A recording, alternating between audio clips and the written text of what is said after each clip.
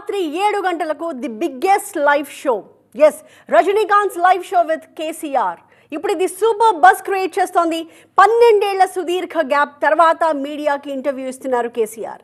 నాడు ఉద్యమ నేతగా టీవీ9 స్టూడియోకి వచ్చారు. అనేక అంశాలపై సూటిగా స్పష్టంగా మాట్లాడారు.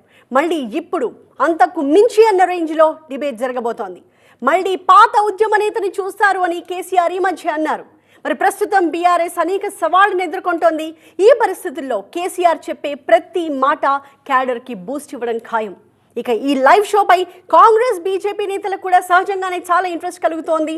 బీఆర్ఎస్ లీడర్లు అయితే సోషల్ మీడియాలో కేసీఆర్ లైవ్ షోని బాగా ప్రమోట్ చేసుకుంటున్నారు.